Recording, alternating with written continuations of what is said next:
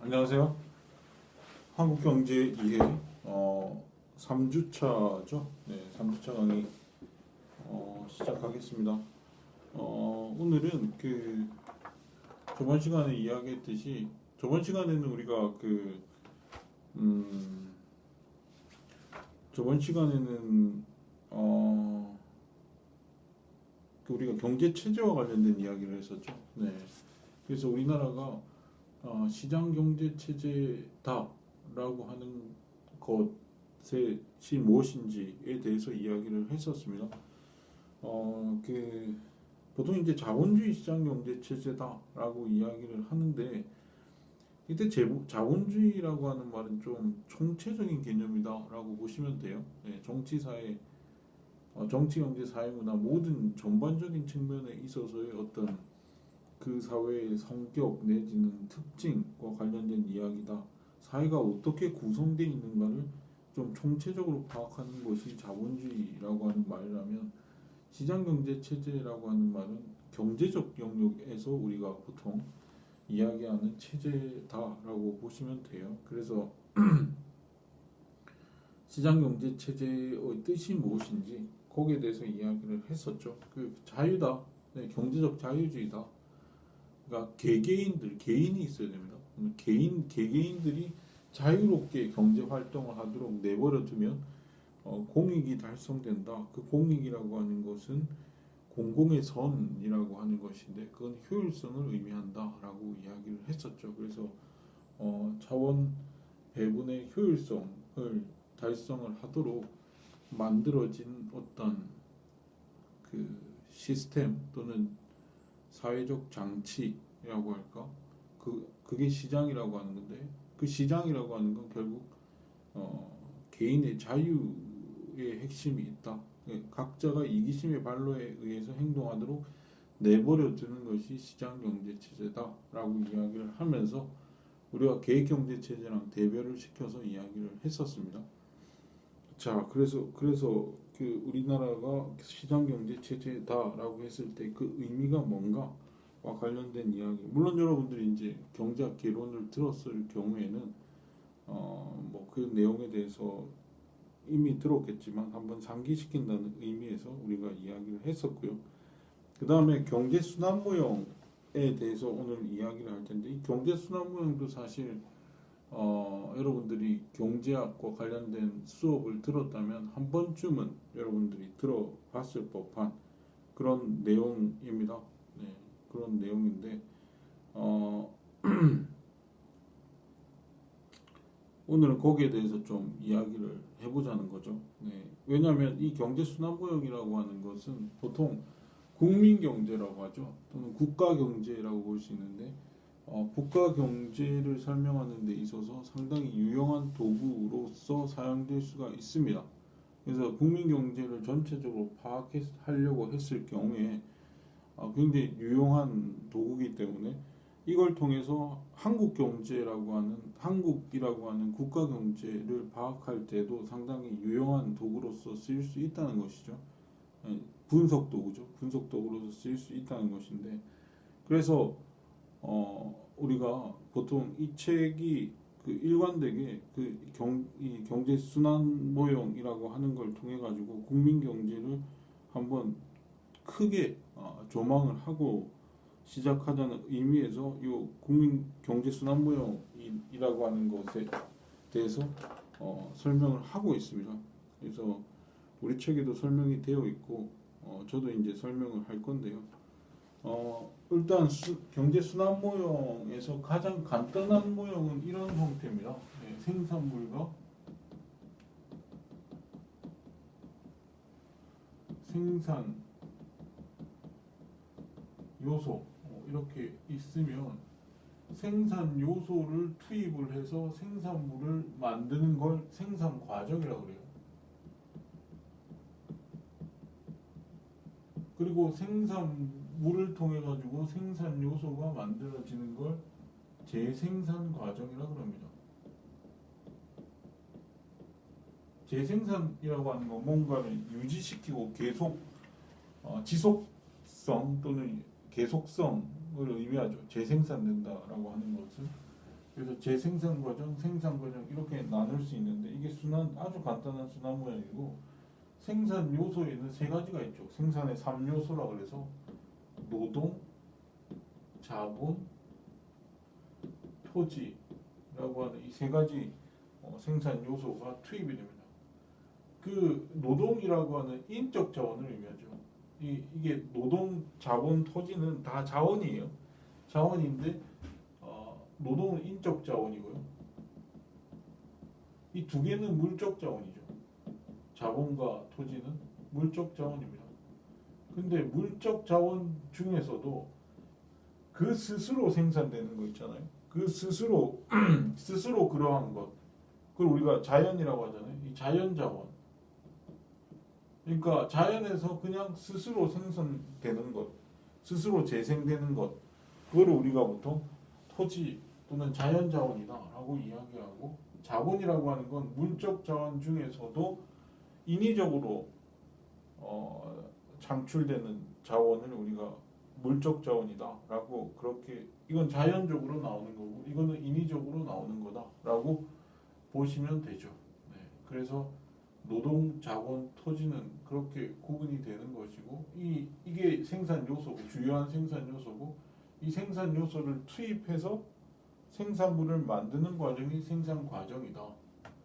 그리고 생산물을 통해서 생산 요소가 만들어지는 걸 재생산 과정이라고 그랬는데, 노동을 여기 생산 요소를 재생산한다. 즉 노동을 재생산하기 위해서는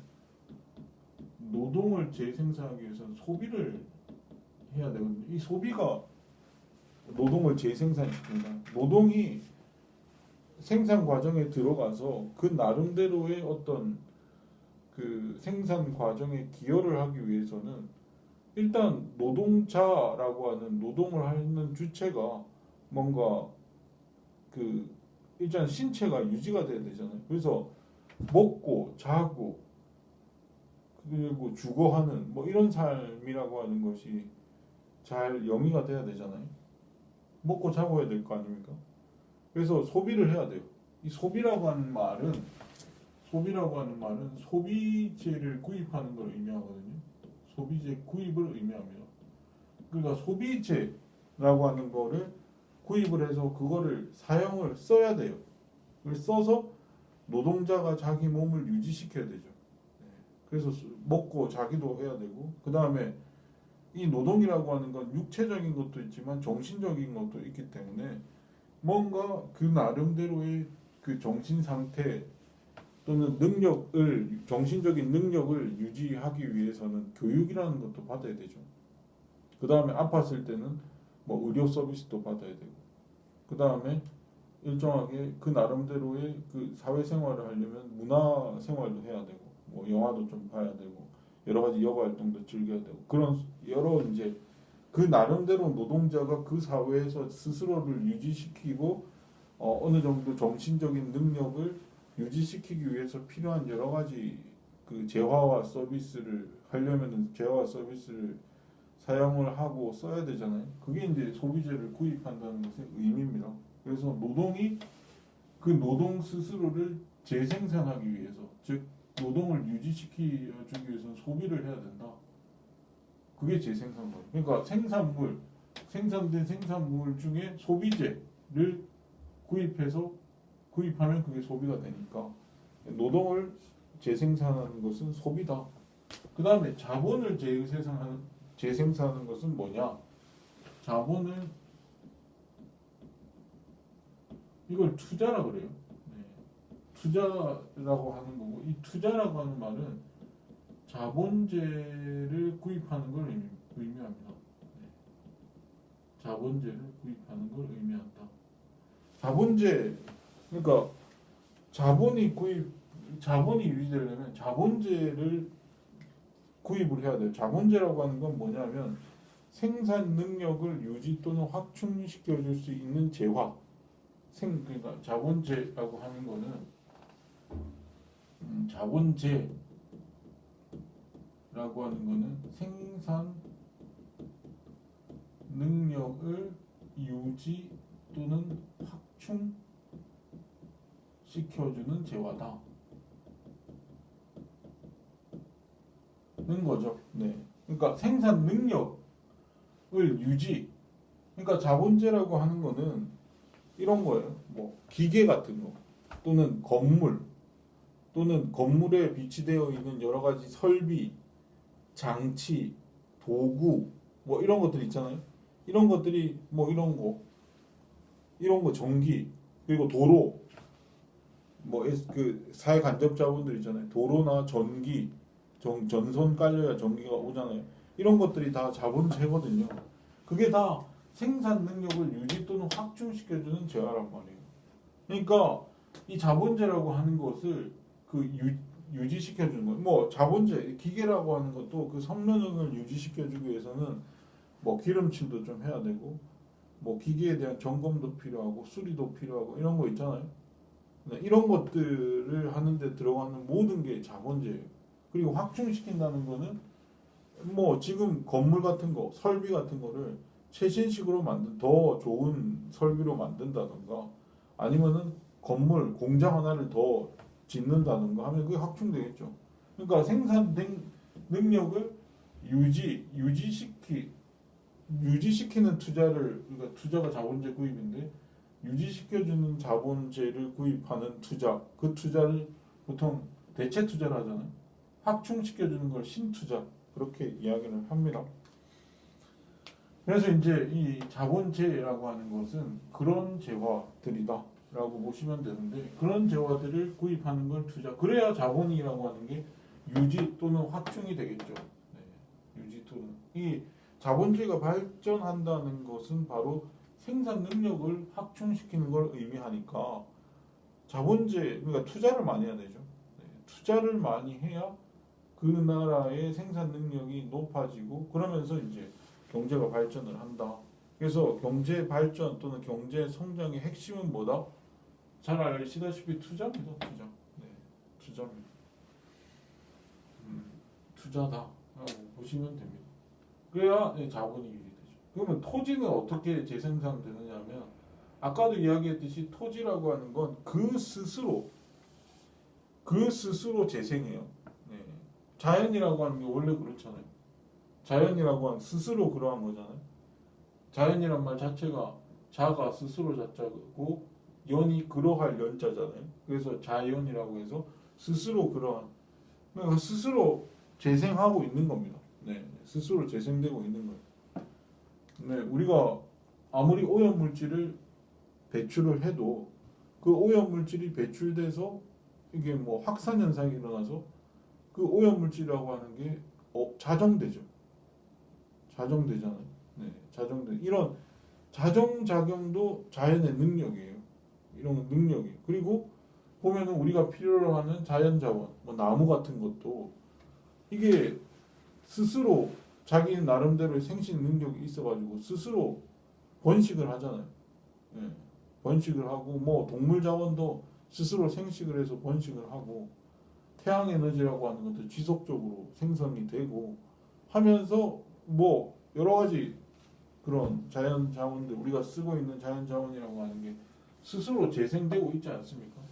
그래서 이거는 특별히 무슨 필요 재생산 과정이 스스로 이루어져요. 토지라고 하는 거 스스로 재생한다. 물론 우리가 자연 자원을 너무 많이 쓰게 되면 너무 과도하게 그러니까 자연이 뭔가 감당할 수 있는 범위를 넘어서 자연 자원들을 채취를 한다든지 아니면 너무 많은 환경 오염 물질을 발생시켜서 자연의 자정 능력을 넘어서도록 우리가 환경 파괴를 한다든지 하면 이게 자연 자원이 그대로 그 스스로 재생산 과정을 겪지 않게 되겠죠.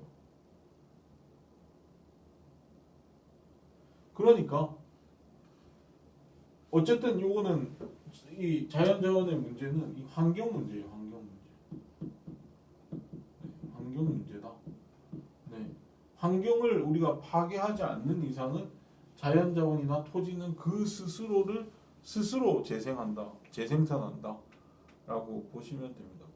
근데 너무 과도하게 자연 자원을 채취하거나 환경 파괴 물질들을 만들어내게 되면 스스로 안 될 수도 있어요. 이게 재생산되지 않을 수도 있어요. 그러면은 우리가 이게 재생산되지 않으면 노동이든 자본이든 토지든 이게 사실 재생산되지 않으면 다음 기회 생산 과정이라고 하는 것이 있을 수가 없죠. 그러니까 이게 잘 재생산이 돼줘야 되는데 이 재생산이 여기 뭐 토지라든지 자연자원이 이게 재생산되지 않는다. 그러면 생산 과정에 큰 문제를 야기하기 때문에 우리가 환경 문제라고 하는 것에 주목하는 이유가 거기 있다라고 보시면 돼요. 그래서 이것도 토지나 자연자원이라고 하는 것도 사실은 우리가 스스로 재생산된다고 해서 그냥 방치해서는 안 된다. 너무 많은 자원을 쓰거나 환경 오염 물질을 발생시켜서는 안 된다라고 하는 걸 알 수 있죠. 그리고 투자다. 네. 경제 성장의 핵심은 투자다라고 이야기를 했고요. 사실 노동이라고 하는 것 이게 상당히 중요합니다. 네. 우리가 나중에 인적 자본이라고 하는 개념을 배울 텐데 사실 경제학의 어떤 본질이라고 하는 건 지식이거든요. 인간 아무리 투자 행위나 뭐 소비 행위도 있지만 아무리 투자 행위를 한다고 하더라도 그 투자 행위를 하는 그 장본인은 사람이라고. 사람의 지식의 수준이 어느 정도냐에 따라서 그 생산하는 생산물 자체가 다른 거죠. 네. 그래서 이 노동이라고 하는 것도 상당히 중요합니다. 나중에 인적 자본이다라고 하는 개념도 있는데 그리고 우리가 여기서 이제 자본제다라고 했을 때 이 자본제랑 자본이랑 뭐가 다르냐? 자본 달라요. 자본제라고 하는 건 아까도 이야기했듯이 기계나 뭐 설비, 장치, 뭐 이런 것들, 이런 건물, 이런 것들이 다 우리가 눈에 보이는 그 물적인 재료들, 이런 것들, 우리가 직접 사는 재화와 서비스, 이런 것들이 바로 자본제입니다. 네. 재화와 서비스 형태에 있는 게 자본제고요. 이 자본이라고 하는 건 이런 자본제가 노동 생산 과정에 들어가서 그게 생산에 기여할 거 아닙니까? 자본제가 생산 과정에 들어가서 기여한 그만큼을 우리가 자본이라고 그래요. 그래서 이 자본이라고 하는 말 자체는 사실 뒤에 말이 숨어져 있는데 자본이라고 하는 말은 자본 서비스를 의미합니다. 즉 자본제가 생산 과정에 들어가서 하는 일, 생산에 기여하는 그만큼을 우리가 자본 또는 자본 서비스다라고 이야기를 하는 겁니다. 그래서 자본제와 자본이란 말은 그렇게 구분되는 거다. 우리가 노동이랑 노동자가 다르잖아요. 노동도 노동 서비스를 의미하거든요. 여기서 노동이라는 말 자체가 노동 서비스를 의미합니다. 그러니까 노동자라고 하는 건 그 인간 노동자, 노동하는 인간 그 스스로가 노동자고요.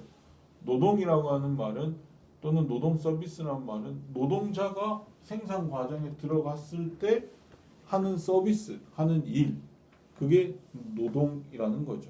그래서 노동자와 노동이 다르듯이 자본제와 자본이라고 하는 개념은 좀 그런 측면에 있어서 다르다라고 보시면 됩니다. 자, 이게 가장 간단한 형태의 경제 순환 모형인데 이 순환 모형을 여러분들한테 소개하는 이유는 이런 각각의 이 경제 순환 모형상에 나오는 뭐 노동이니 자본이니 토지니 이런 것들이 어떤 의미고 자본제가 어떤 의미고 재생산한다는 과정에서의 소비나 투자라고 하는 것은 어떤 의미인지 이것이 경제 순환 모형상에서의 어떤 위치 지음을 우리가 엄격하게 규정하지 않으면 즉 이런 형태의 단순한 형태라고 할지라도 이런 경제 순환 모형을 상정하지 않고는 사실 이해하기 힘들거든요. 그래서 이런 각각의 개념들을 좀 분명히 하기 위해서 이런 경제 순환 모형을 그렸다라고 보시면 돼요. 근데 이제 경제 순환 모형을 좀 더 복잡한 형태로 우리가 이야기를 하면 좋을 텐데 우리가 활용할 경제 순환 모형은 이런 형태가 아니고요. 이런 형태입니다. 네.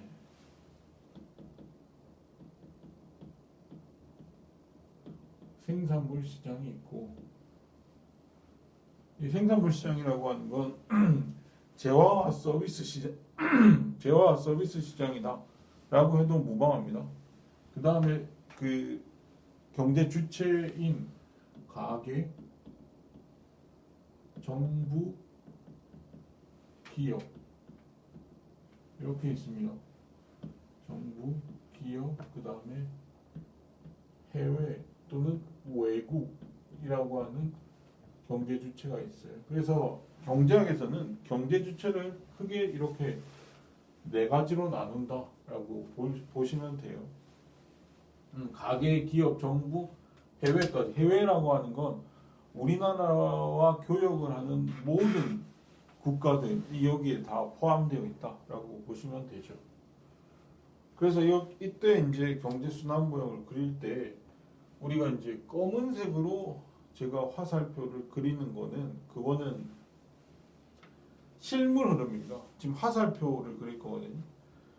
그러니까 흐름도기 때문에 경제 순환 모형이라고 하는 게 흐름도기 때문에 그리고 이제 경제 순환 모형이잖아요. 모델 또는 모형이라고 하는 건 복잡한 경제 현상을 단순화시켜 놓은 것입니다.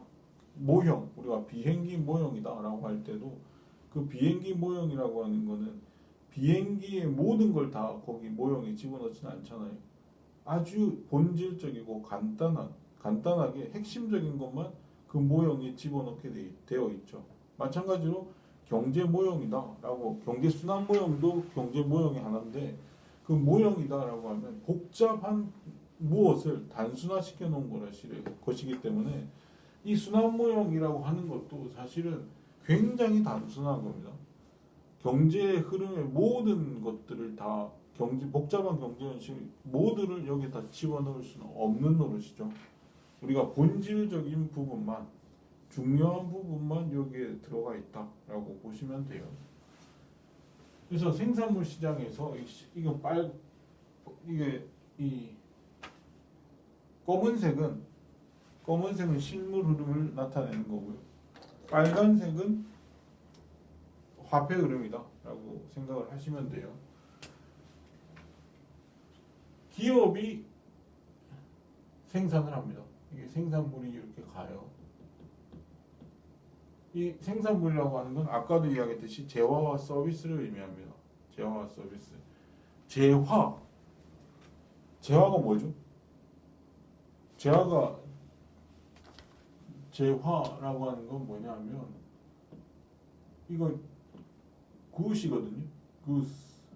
좋은 거란 뜻입니다. 네, 좋은 거, 유용한 것. 그러니까 재화는 유용한 것 중에 유형인 것. 네, 유형인데 뭔가 형태가 있는데 좋은 거, 유용한 것. 서비스는 뭐죠? 서비스는 형태가 없는데 유용한 겁니다. 뭐 서비스라고 하지만 이거는 형태가 없어요. 무형인데 유용한 것. 이거는 유형인데 유용한 것, 이렇게 쓰는 거다라고 보시면 돼요. 그래서 생산물은 재화와 서비스를 의미한다라고 보시면 되고 이 생산물 여기서 이 모형에서 기업만 생산을 한다고 가정을 합니다. 물론 가게도 생산을 하고 정부도 생산을 하고 해외 외국인들도 생산을 하고 다 하죠. 우리나라에서 생산 다 합니다. 함에도 불구하고 기업만 생산한다라고 하는 것은 그야말로 이제 그 대부분의 현대 경제에서 대부분의 생산물은 기업이 생산을 하기 때문에 다른 사소한 것들은 다 빼버린 거죠. 빼버린 거예요. 그래서 기업만 생산한다고 이렇게 단순화시킨 거예요. 그 다음에 생산물을 생산을 하려면 생산 요소를 투입해야 되지 않습니까? 아까 우리가 전에 이야기한 생산 과정이라고 하는 것은 생산 요소를 투입해서 생산물을 만드는 과정으로 우리가 그렸었잖아요. 그래서 생산물을 생산하기 위해서 이미 기업은 가게로부터 생산 요소를 받아와서 투입을 했을 거라고. 생산 요소. 물론 아까 생산 요소라고 하는 건 뭐였죠? 노동, 생산의 3요소, 노동, 자본, 토지 이렇게 있었습니다. 그러니까 가계로부터 이 가계라고 하는 거 우리 모두입니다. 우리 모두가 가계. 네, 우리 모두가 가계. 그래서 우리 모두가 가지고 있는 생산 요소를 생산물에 투입하도록 하는 게 기업이죠. 그래서 기업들이 생산 요소를 사서 그거를 생산 과정에 투입을 해서 생산물을 만드는 과정이 생산 과정이고 그것의 주체가 기업이다라고 보시면 돼요. 그리고 기업이라고 이제 빨간색으로 그릴 텐데 빨간색은 화폐의 흐름이다 라고 보시면 되는데 화폐의 흐름이에요. 가계는 생산 요소를 제공한 대가로 뭔가를 받습니다. 생산 요소를 제공한 대가로 받아요. 그거를 소득이라고 합니다. 우리가 소득이라고 하는 말이 뭐냐? 소득의 뜻이 뭐냐? 경제학에서 소득의 뜻이 뭐냐? 그러면 생산 요소를 제공한 대가로 받는 목 또는 생산 요소 제공의 대가 이게 소득입니다. 요소 소득이에요. 그래서 생산 요소인 노동을 제공을 하면 받게 되는 게 임금이죠. 네, 임금이죠. 자본을 제공하고 받는 게 이자입니다. 그 다음에 토지를 제공하고 받는 게 지대예요. 이게 다 소득이에요. 그걸 이제 생산 요소를 제공하고 받는 대가이기 때문에 그걸 요소 소득이라고 합니다. 그래서 생산 요소를 제공하고 받는 화폐, 요소 소득이 여기 들어가죠. 그래서 임금, 이자, 지대는 요소 소득으로 들어가는 거죠. 그래서 소득을 그러니까 노동을 제공하고 내가 뭐 다른 회사에서 일을 하면은 노동에 대한 소득, 노동 소득을 받을까요? 그게 임금이란 거예요. 내가 자본이 있다, 돈 좀 있다. 그러면은 그걸 뭐 은행에 꽂아두든 어디에 꽂아두든 거기에서 이자가 발생을 하죠. 그 다음에 토지가 있으면 그 토지를 빌려주면 거기에 대한 지대를 받잖아요. 네, 지대.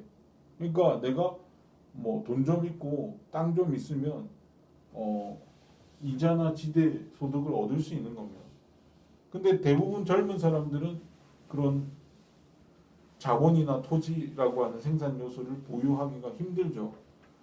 뭐 아직 돈이 많지 않을 때니까. 이제 그럴 때는 이제 몸뚱아리밖에 없는 거죠. 그러면은 노동을 할 수밖에 없고 대부분 젊은 사람들은 임금 소득, 노동 소득이 대부분이다라고 보시면 됩니다. 그래서 가계가 소득을 얻어요. 소득을 얻으면 그 소득으로 이 가계는 우리 모두라고 그랬죠. 우리 모두는 뭘 하냐면 생산물 시장에 가서 소비라고 하는 걸 합니다. 소비 지출 또는 소비라고 한 소비재를 생산물 시장에서 소비재를 구입을 하면 그게 소비가 되는 거예요. 우리들은 그러니까 지금 돈의 흐름이 돈이 이걸로 가는 거예요. 생산물 시장에 돈이 소비를 하기 위해서 돈이 이쪽 빨간색 화살표니까. 그리고 가계가 자기가 얻은 소득 중에 일부는 소비를 하고 또 일부는 뭘 하죠? 세금도 냅니다. 정부에다가. 정부라고 하는 건 정부 기능을 담당하는 경제 주체입니다. 정부 기능. 기업은 기업의 역할을 하는 경제 주체. 기업 기능을 하는 경제 주체죠. 그래서 조세를 정부한테 내죠. 네, 조세를 정부한테 내고. 그래도 가계가 소득을 받아서 소비도 하고 세금도 내고 그래도 남는 돈이 있을 거잖아요. 그 남는 돈을 우리가 저축이라고 합니다. 저축이라고 해요. 그래서 저축이라고 하는 건 경제학에서 잔여소득을 의미해요. 잔여소득. 저축이라고 하면은 잔여소득이다. 네, 소득 중에서 남은 거. 그러니까 우리가 소비도 하고 세금도 내고 뭐 이것저것 다 하고 남는 돈. 그러니까 그게 이제 은행에 예금을 하든지 아니면 내 호주머니에 있든지 내 저금통에 있든지 어디에 있든 간에 그건 저금이에요. 그거는 저축이에요. 우리가 그 은행에 저금한 돈을 저축이다라고 착각하기 쉬운데 그렇지 않아요. 남아 있는 어떤 돈이든 다 저축입니다. 잔여 소득, 남은 소득을 저축이라고 한다라고 보시면 되고, 그리고 가게만 지출을 하는 게 아니라, 가게는 소비 지출을 한다고 그랬죠. 가게만 소비 지출을 하는 게 아니라 정부도 세금을 받아가지고 정부도 소비를 해요. 그거를 정부 지출이라고 합니다. 이걸 정부 지출, 정부 소비를 의미합니다. 정부가 하는 소비. 정부도 정부 기능을 하려면 뭐 종이도 필요하고 또는 복사기, 인쇄기 뭐 이런 거 다 필요해요. 연필, 볼펜, 책상 다 필요할 거잖아요. 그런 걸 소비를 하겠죠. 정부 지출이라고 하는 게 있습니다. 그러니까 가게는 소비라고 하는 생산물 시장에 가서, 그러니까 기업이 뭔가를 생산을 했는데 그걸 누군가가 그걸 사줘야 되잖아요. 그걸 사주는 걸 가게는 소비 지출로서 사주고, 가게가 생산물을 사는 걸 소비 지출이라고 하고, 정부가 이 생산물을 사는 걸 정부 지출을 한단 말이죠. 그러면 기업은 생산물 시장에 가서 뭘 사느냐? 가서 뭘 사죠? 투자를 합니다. 즉 아까 투자라는 게 뭐였죠? 자본재를 구입하는 거다. 그래서 자본재를 구입해요. 네. 생산물 시장에 가서 생산물 중에서도 자본재를 구입을 하는 거죠. 근데 이 투자라고 하는 게 상당히 아까 중요하다고 그랬죠. 왜냐하면 생산 능력을 유지 또는 확충시켜주는 제약이기 때문에 한 국가가 경제 성장을 하기 위해서는 반드시 투자가 많이 있어야 됩니다. 투자가 많지 않으면 경제가 발전하고는 성장하는 게 상당히 어렵거든요. 그래서 투자라고 하는 게 중요한데, 이 투자라고 하는 것은 그 기업이 대규모 기업이면 기업일수록 그 투자를 위한 자금을 자기 돈으로 하지 않습니다. 물론 조그만 영세 기업이야 자기 돈으로 사업을 할 수 있죠. 자기 돈으로 생산물 만들고 할 수 있습니다. 즉 투자금이라고 하는 것을 자기 스스로의 돈으로 뭔가 할 수 있죠. 근데 기업이 대규모 기업이다. 예컨대 휴대폰을 만든다. 휴대폰을 만드는데 상당히 많은 돈이 들어가죠. 어마어마한 돈이 들어갈 겁니다. 그 어마어마한 돈을 투입을 하려면 그 몇몇 삼성전자면 삼성전자 휴대폰 부서에서 그 휴대폰을 만들기 위한 돈을 그 삼성전자를 운영하는 몇몇 의사결정권자들만의 돈으로는 해결되지 않습니다. 그것보다 훨씬 더 많은 대규모 자금이 필요할 거예요. 그래서 남의 돈을 끌어와서 그러니까 대기업이면 대기업일수록 이 저축은 투자라고 하는 건 남의 돈으로 하는 겁니다. 근데 그 남의 돈을 어디서 끌어오느냐? 경제에서 지금 남는 돈이 어디죠? 남는 소득이 저축 아닙니까? 지금 남아있는 돈 여기 있어요. 그래서 요 남아있는 거를 저축분을 투자금으로 이렇게 끌고 온단 말이에요. 이렇게 끌고 와요. 저축을 투자로 끌고 와요. 그 끌고 오는 기능을 하는 시장이 있습니다. 그 끌고 오는 기능을 하는 시장을 우리가 뭐라고 그러죠? 화폐금융시장이다.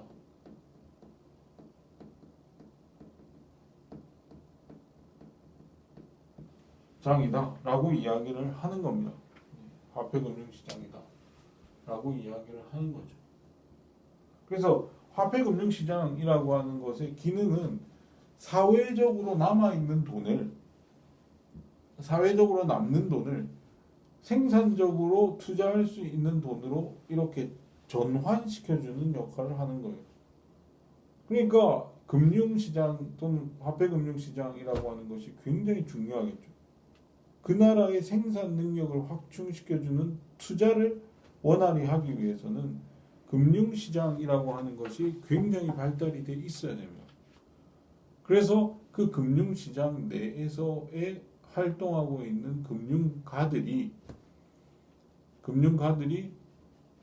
좋은 투자처를 발견을 해서 투자를 해야 되는 거예요. 기업한테 돈을 빌려준다. 금융가들이 기업들, 그러니까 금융시장이라고 하는 건 크게 보면 두 가지인데 하나는 은행이고 하나는 증권시장이죠. 증권시장은 채권시장이랑 주식시장으로 나누죠. 네, 채권시장이랑 주식시장을 나누는데, 그러니까 은행이라고 하는 것은 어떤 은행이라고 하는 건 예금자로부터 돈을 받죠. 우리가 저축을 하면 보통 은행에 넣잖아요. 은행에 저축을 합니다. 보통. 그래서 은행에 저축을 한 그 돈을 생산적인, 그러니까 기업들이 투자하는 자금으로서 그걸 쓴단 말이에요. 생산적인 기업한테 흘러갈 수 있도록 하는 게 은행인데, 그러니까 자금을 중개하는 역할을 하는 게 은행이죠. 그래서 은행이 그 역할을 하는데, 은행이 심사를 한단 말입니다. 은행은 이 돈을 자기가 빌려줬을 때, 기업들한테 빌려줬을 때 떼일지 안 떼일지가 가장 중요하죠. 안 떼이려면 이 기업이 사업을 잘할 것 같아야 빌려주는 거 아닙니까? 안 떼이기 위해서는. 그래서 기업이 과연 생산적인 기업인지를 심사할 수밖에 없어요. 그래서 은행은 그런 역할을 한단 말이죠. 좋은 투자를 할 만한 기업이 어떤 기업인가?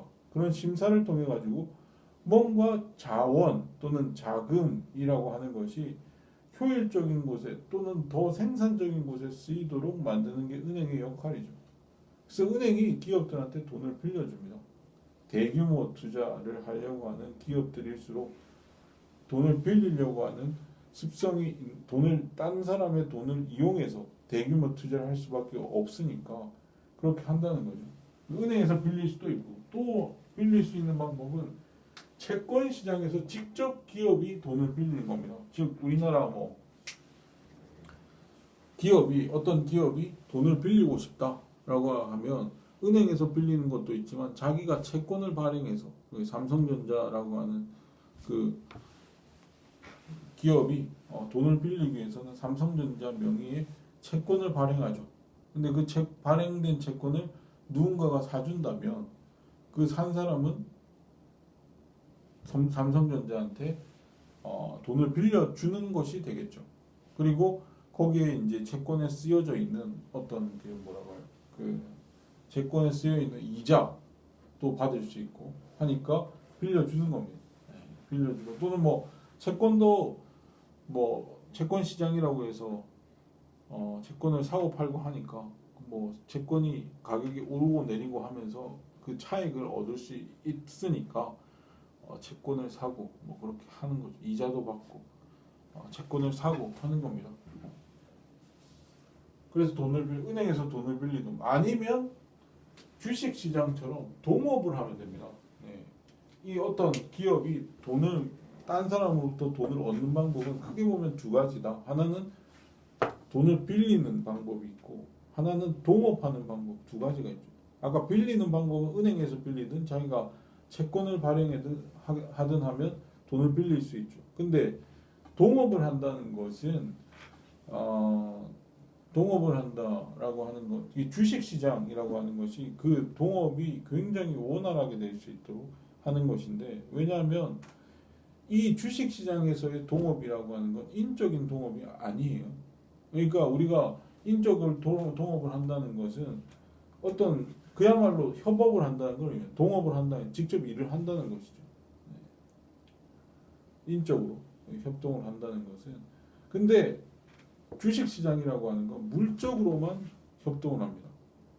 물적으로만 동업을 해요. 그래서 내가 어떤 회사의 주식을 샀다라고 하면 그 주식을 그 한 주라도 사면 난 주인이 되거든요. 네.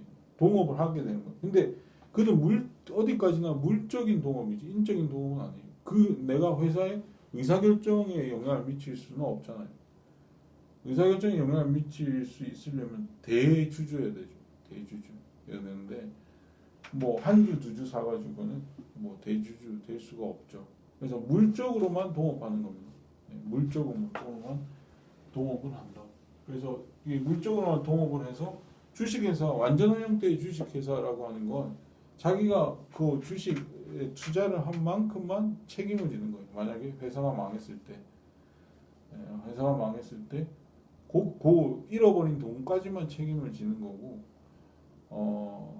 뭐 무한 책임이다 그러면은 뭐 물적 그 내 잃어버린 돈만 책임을 지는 게 아니라 뭐 구속되고 이렇게 하는 거죠. 근데 그야말로 그것만 책임을 지도록 하니까 대규모 투자, 뭐 온 국민이 주식을 사고 팔면서 그야말로 그 기업에다가 자금 조달이 원활하게 만들어 줄 수 있는 핵심이 바로 이 주식 시장이라고 하는 것이죠. 그래서 대규모 어떤 그 자금들이 기업에 모이게 되면 그 돈을 가지고 투자를 하게 되는 것이기 때문에 투자가 잘 되려면 일단 저축이 충분해야 됩니다. 네. 투자금이 저축을 넘어설 수가 없어요. 투자액이 그 어떤 한 국민 경제에 있어서의 투자액이 저축을 넘을 수 없잖아요. 왜냐면 어차피 여기서 끌어오는 건데 거의 그러니까 이 투자가 저축보다 크려면 해외로부터 돈을 빌려오는 수밖에 없습니다. 그런 수밖에 없잖아요. 그렇기 때문에 일단 저축이 많아. 그 경제 내에서 투자가 잘 되려면 저축이 많아야 되고, 그 다음에 투자가 잘 되려면 화폐금융시장이 발달을 해줘야 원활하게 이 저축분이 투자 자금으로 흘러 들어갈 수 있도록 만들 수 있는 것이죠. 그래서 금융시장이 발달을 해야 된다라고 하는 겁니다. 그리고 이제 여기에 또 지금까지 하는 이야기는 폐쇄 경제입니다. 폐쇄 경제. 그러니까 한 국가 내에서만 일어나는 건데, 즉 다른 나라랑 교역을 하지 않는다고 가정된 게 폐쇄 경제고, 지금 해외 경제 주체를 해외나 외국으로까지 넓히게 되면 그건 개방 모형이 되는 거예요. 개방 경제 모형이 되는 것이고, 그래서 교역을 한다라고 생각을 한다면 이런 거죠. 이런 식으로 교육을 합니다. 예컨대 우리나라가 만들어 놓은 생산물을 외국에다가 판다. 그걸 우리가 수출이라고 그러죠. 네, 수출. 그리고 외국에서 만들어 놓은 상품을 우리가 산다라고 하면 그거는 수입이 되는 겁니다. 네, 수입이 되는 거예요. 그리고 이제 그 대가를 받겠죠. 이게 아까도 이야기했지만 검은색은 실물 흐름이기 때문에 이게 수출품이 나간 겁니다. 해외 팔린 거예요. 수입품이 들어옵니다. 우리나라 시장에 들어온 거예요. 그러면 수출을 했으면 그 대금으로 뭐가 들어옵니까? 달러가 들어오죠. 그리고 수입을 하게 되면 우리가 산 거니까 달러가 외국에 나갈 겁니다. 달러. 보통 이제 해외랑 거래를 하면 우리나라 돈으로 거래할 수가 없죠. 우리나라는 국제적으로 신뢰 있는 화폐가 아닙니다. 네. 국제적으로 신뢰할 수 있는 화폐가 아니라 제일 국제적으로 신뢰할 수 있는 화폐는 달러이기 때문에 보통 달러가 이때 거래되는 것이다 라고 보시면 되고, 그 다음에 이런 뭐 수출이나 수입 그런 말고도 그냥 돈이 달러가 왔다 갔다 하는 달러가 들락날락하죠. 달러가 들락날락합니다. 이거는 이제 국제금융시장입니다.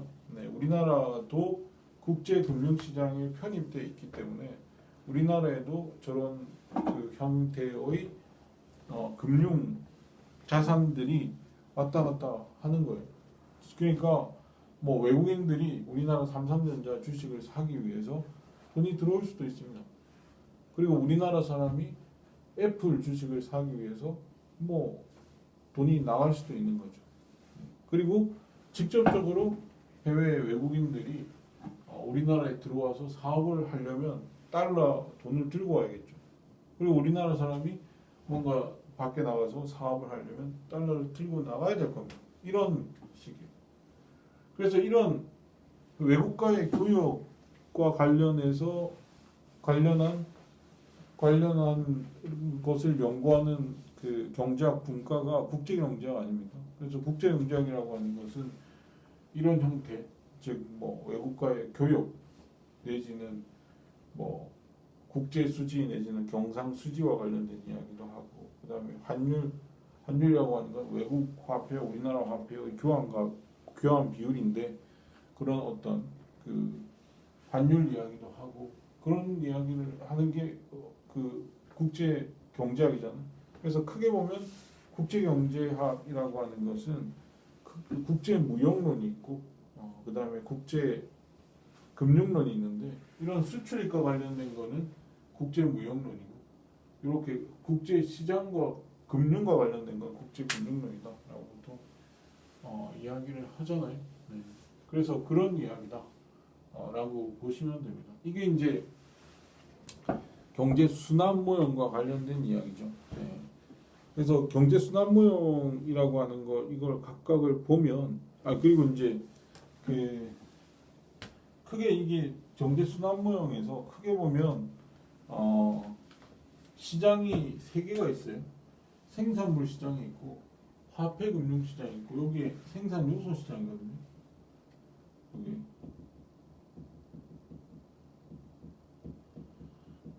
네, 이 세 가지 시장으로 구성되어 있다라고 보시면 됩니다. 생산 요소 시장으로, 그러니까 세 개 시장이죠. 생산물 시장, 생산 요소 시장, 화폐 금융 시장. 크게 보면 이 세 가지 시장으로 구분되어 있다라고 보시면 되고, 그리고 이제 그 이 경제 순환 모형에서 우리가 봐야 될 거는 국민 소득과 관련된 이야기를 할 수 있을 것 같아요. 우리가 국민 개정 또는 국민 회계라고 하는 걸, 우리나라도 뭐 산출 뭐 GDP 같은 게 대표적인 국민 회계, 국민 개정에서 나오는 그런 것들인데, 그런 이야기, 그러니까 국민 소득과 관련된 이야기를 이걸 보면서 할 수가 있는 거예요. 그래서 그 이야기를 우리가 할 수 있을 것 같아요. 그러니까 우리가 케인즈 경제학에서는 우리가 보통 전통적인 경제학에서는 가격 변수라고 하는 걸 굉장히 중시 여기거든요. 네, 가격 변수라고 하는 걸 중시 여기는데, 케인즈라고 하는 사람이 나타나서 이 케인즈라고 하는 사람이 수량 변수라고 하는 걸 중시 여기면서 국민 회계라고 하는 것을 가지고 옵니다. 그래서 국민 회계, 그러니까 국민소득, 우리가 지금 뭐 GDP나 이런 그런 계정들을 우리가 통계적으로 가지고 있는데, 이런 것들에 대해서 이제 케인지안들이 만들어 놓은 그런 국민 회계 또는 국민 계정과 관련 국민 소득을 어떻게 측정하고 할 것인가를 요 국민 소득, 그러니까 그 경제 순환 모형을 가지고 우리가 분석하면 상당히 쉽게 한눈에 파악이 되거든요. 네, 그런 이야기를 좀 할 수 있지 않을까 하는 생각이 듭니다. 그래서 그 이야기는 그러니까 뭐 GDP나 아니면 GNI나 뭐 이런 개념들을 신문지상에서 들어보셨을 거예요.